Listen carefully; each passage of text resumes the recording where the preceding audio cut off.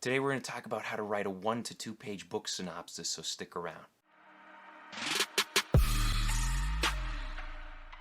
What's up, guys? My name is Brandon McNulty. I'm a writer. I'm the author of Bad Parts, and welcome to my writing channel.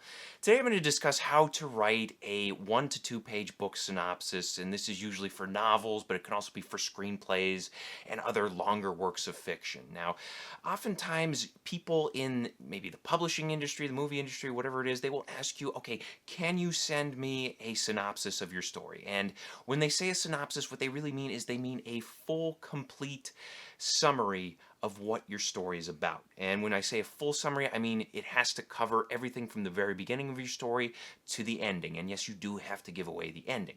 Now, with a synopsis, one of the ways to know what a synopsis is to just go on Wikipedia, type in one of your favorite movies, and scroll down a little bit, and you'll see those sections of the pages where it says synopsis, and then it just gives a brief summary of what the movie is about. These are all over Wikipedia. You can check them just about anywhere, and they start off at the very beginning and they finish up with how the story ends. And this is what you need to write if you are ever asked to write a synopsis. Now that you know what a synopsis is, you're probably wondering, well, how do I write one? What is the secret to pulling this off? And it's actually really easy if you're familiar with this one article from a website called The Publishing Crawl, and I will link it in the description below. They give a very easy template for building your synopsis. And I think one of the key things to remember when you are writing synopsis is that you don't have to polish it up. I think if you're writing a synopsis, you just want something that is effective, something that gives a description of what happens over the course of your story from start to finish. It doesn't have to be this polished, fancy, stylish thing. It just has to do the job of telling whoever's reading it what goes on in this story. Now, in that Publishing Crawl article, they recommend that you stick to the main plot of your story. You don't want to be jumping into the different subplots. You don't want to be overcomplicating things. In fact, you only want to mention 3 characters by name in your synopsis. Typically, the main character, your protagonist, as well as your main antagonist, your villain, and you might have like a major supporting character in there. But you want to keep things limited. You don't want your reader to be juggling different things other than what is most important to the story, the core plot and the core characters. Now, the template that you can use for building your plot synopsis is based on the hero's journey, and this is something I talk about from time to time on the channel.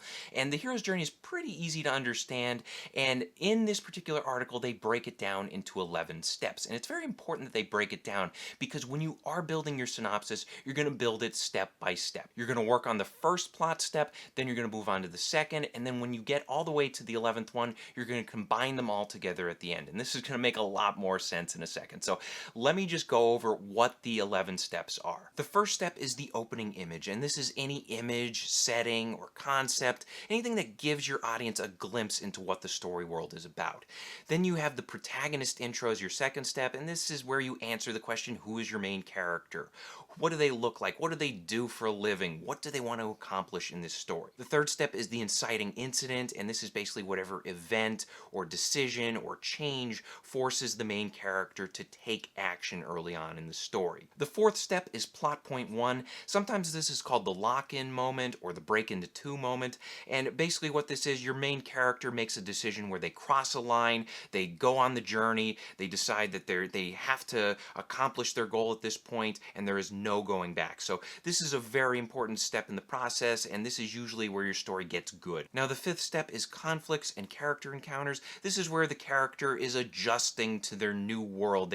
Once they cross that line, they have to make sense of some new people and new experiences, and sometimes they'll even meet the villain around this point in the story. Step number 6 is the midpoint. This is a major turning point, and around this time usually there is a piece of information that is relayed to the audience and to the main character, and the main character, because they learn this new information, they decide to attack things in a different way now. They're proactive in going after their goal or going after the antagonist. Then step number 7 is winning seems imminent, and what happens here is that the main character thinks that they're going to win, but something happens that gets in the way of them accomplishing their goal at this stage of the story.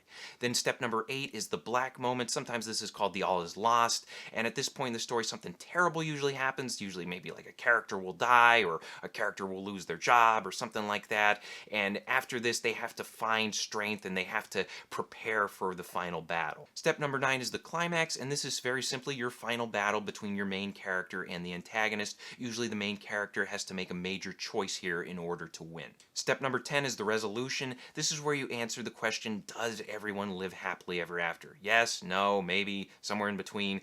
And then, of course, you would also tie up any loose ends here. And then the 11th and final step is your final image. And this is where you want to show who your character has become at the end of the story. Now that you understand the 11 steps of the hero's journey, you're going to take your story and you're going to break it down and fit it into those 11 steps. You're going to say to yourself, okay, what is my opening image? And then you're going to fill in the blank for that. And then you're going to move on and you're going to say, okay, what is my protagonist intro? And fill in the blank for that.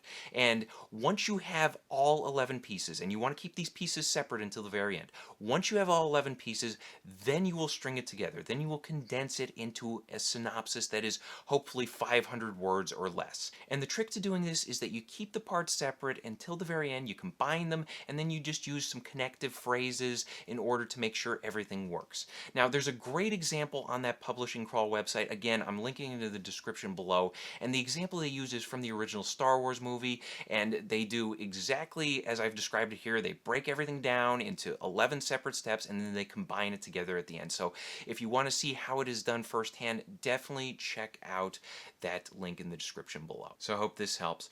Question of the day, does your current work in progress follow some or all of the steps in the hero's journey? Let us know in the comments section below. Thank you guys for watching. If you want to support the channel, please pick up a copy of Bad Parts if you haven't already. Also, be sure to check out my other videos, hit the like and subscribe buttons for me, share this video with a friend, and as always, remember to keep on writing.